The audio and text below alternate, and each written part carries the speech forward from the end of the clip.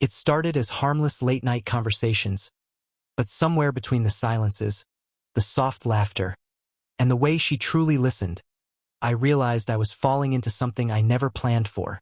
The story opens in a place that feels ordinary at first.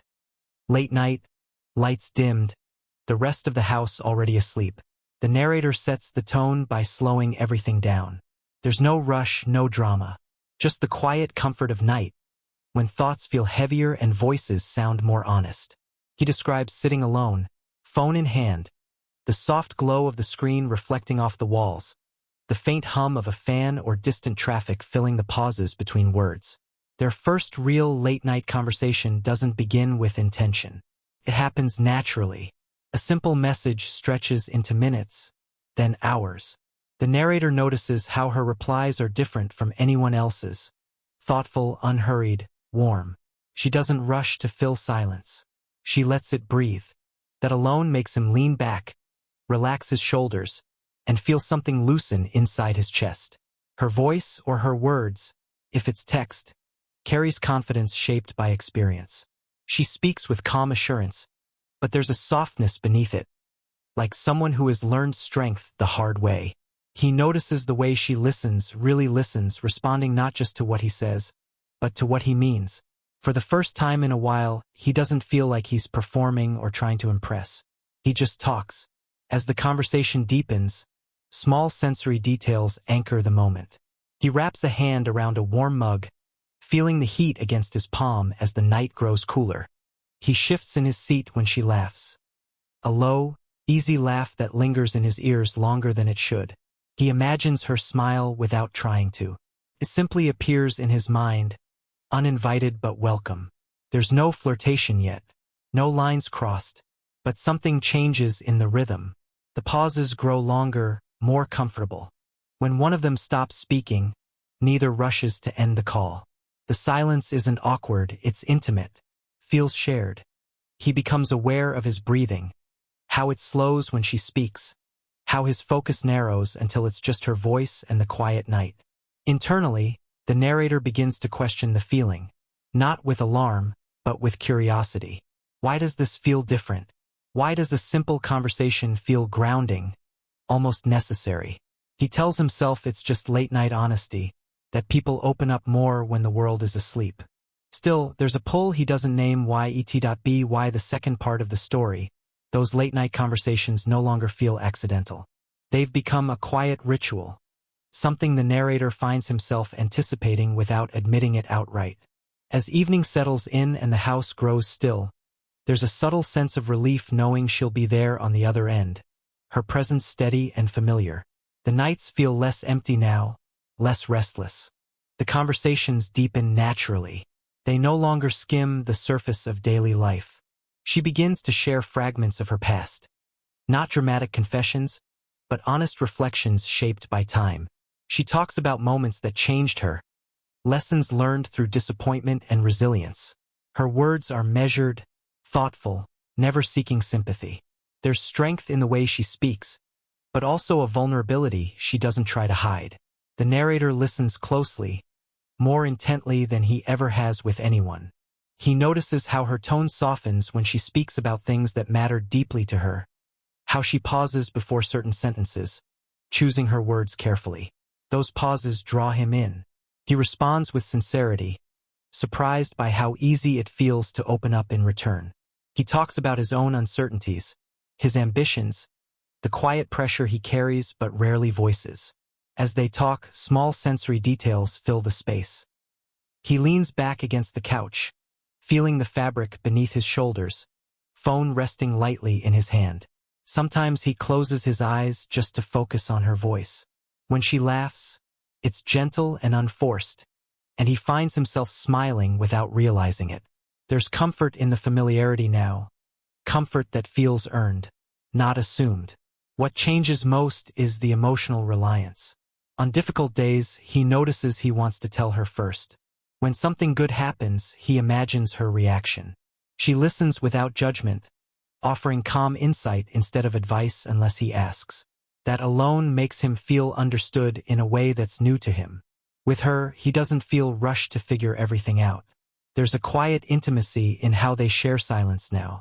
Sometimes neither speaks for a few seconds, and instead of filling the gap, they let it linger.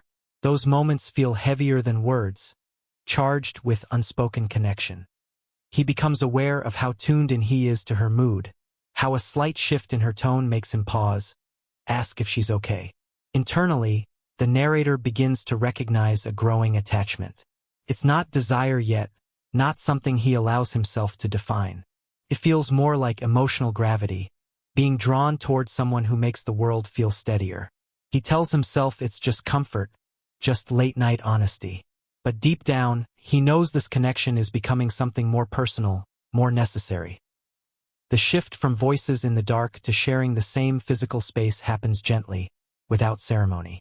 It's late again, naturally late, when they find themselves in the same room, the hour already wrapped in quiet. The lighting is low, warm rather than bright, casting soft shadows that make everything feel slower, more intimate. The narrator is immediately aware of her presence in a way that feels different from hearing her voice alone. At first, the conversation continues as it always has. Comfortable, familiar, but now, every small movement feels amplified. He notices the way she sits, relaxed but composed, legs crossed loosely, shoulders at ease. There's an elegance in her posture that comes not from trying, but from experience. When she turns to face him, her attention is complete, unhurried, and it makes him sit up just a little straighter. Sensory details ground the moment. He catches the faint scent of her perfume, subtle, not overpowering, mixed with the clean smell of night air drifting in through a nearby window.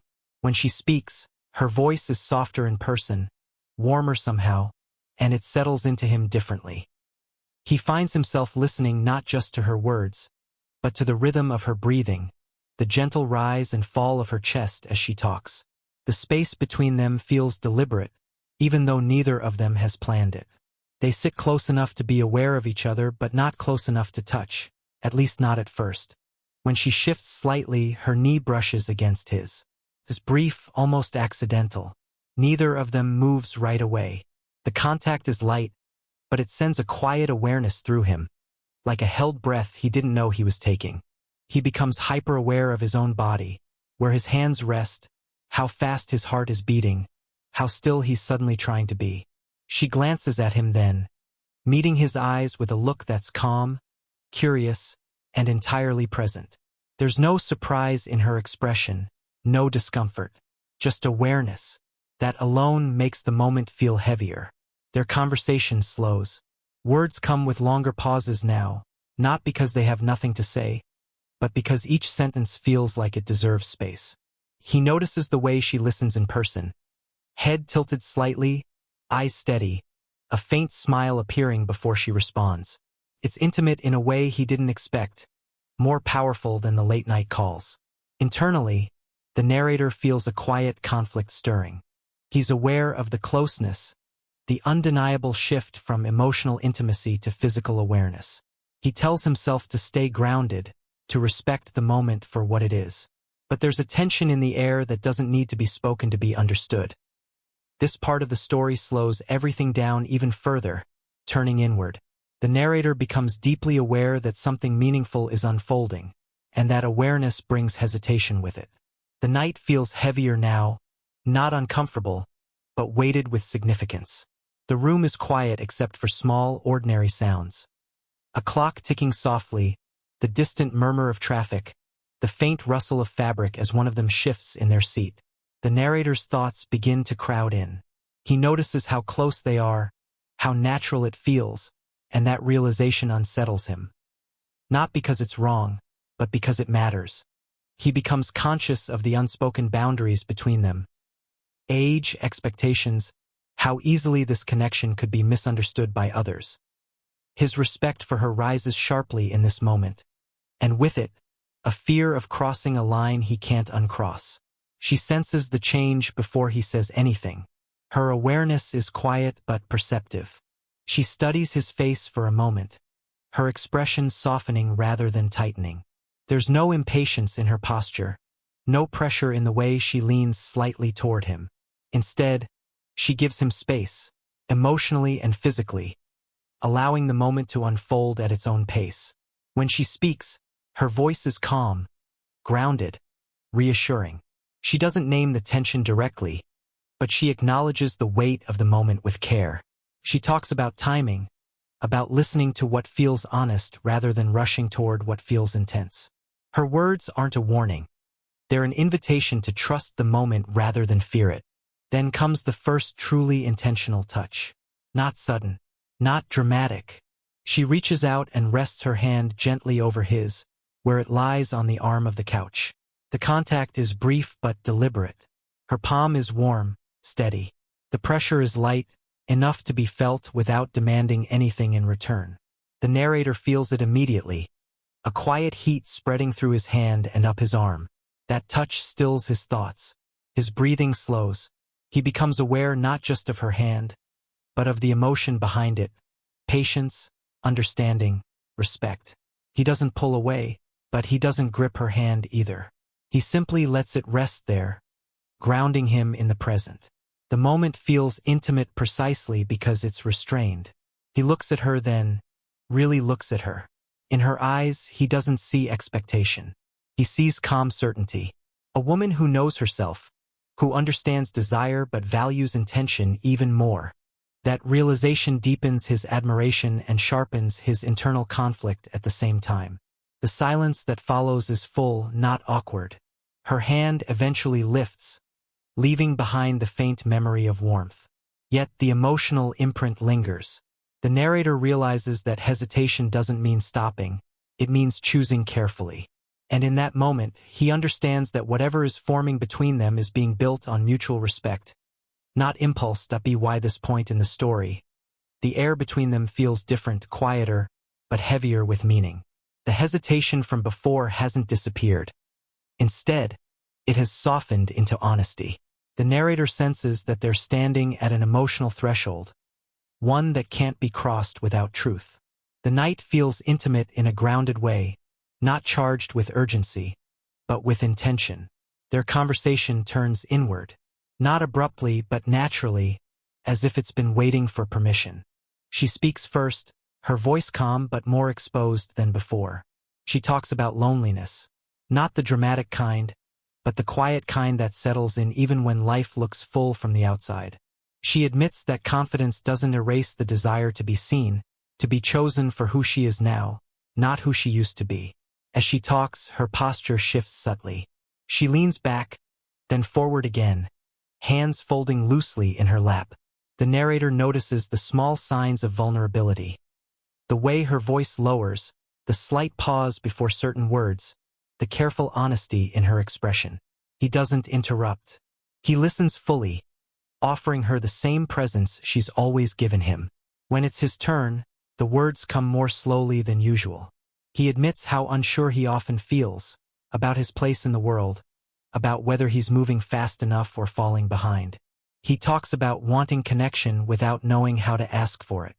Saying these things out loud feels risky, but with her it also feels safe. Physical closeness grows without announcement. They sit nearer now, close enough that their shoulders touch lightly. The contact is gentle, steady, unremarkable on the surface, and deeply comforting beneath it. He feels the warmth of her arm against his, the subtle pressure grounding him in the moment. Neither of them comments on it. They don't need to. She turns her head slightly toward him, listening with an expression that's open and attentive. At one point, she lifts her hand and rests it briefly against his forearm. Not to stop him, not to guide him, but simply to acknowledge what he's sharing. The touch is soft, reassuring. It sends a quiet calm through him, easing the tightness in his chest. Emotionally, something shifts. The narrator realizes that what's forming between them isn't built on novelty or attraction alone. It's built on trust. He feels accepted without being judged, understood without being analyzed. With her, vulnerability doesn't feel like weakness. It feels like closeness. She responds not with solutions, but with understanding. She tells him that uncertainty doesn't mean he's lost. It means he's paying attention. Her words aren't lofty or rehearsed. They're sincere, shaped by experience, and offered gently. This part carries a sense of quiet inevitability. Not urgency, not impulse, but a calm awareness that something meaningful is about to happen. The emotional groundwork has already been laid. What remains is not a question of if, but how gently. The night feels softer now, almost protective, as though the world itself has slowed to give them room. They sit together in comfortable silence, the kind that no longer feels empty. The narrator becomes aware of how natural her presence feels beside him. His body has stopped tensing with awareness. Instead, it leans subtly toward hers, guided by ease rather than intention. He notices how her breathing matches the rhythm of the room, steady and unhurried. She turns to look at him, really look at him, holding his gaze longer than before. There's warmth in her eyes, but also certainty. An understanding that doesn't need to be spoken aloud. He feels his chest tighten, not with anxiety, but with emotion. This moment matters, and they both know it. The movement that follows is slow and deliberate. She doesn't rush forward. Instead, she lifts her hands slightly, giving him time, giving him choice. When she leans in, it's measured and careful, her shoulder brushing his first, then her arms settling gently around him. The embrace is unforced, respectful. Her arms rest comfortably across his shoulders, and he responds instinctively, his hands coming to rest at her waist. Light, steady, and still. The hug is warm in a way that feels grounding rather than overwhelming.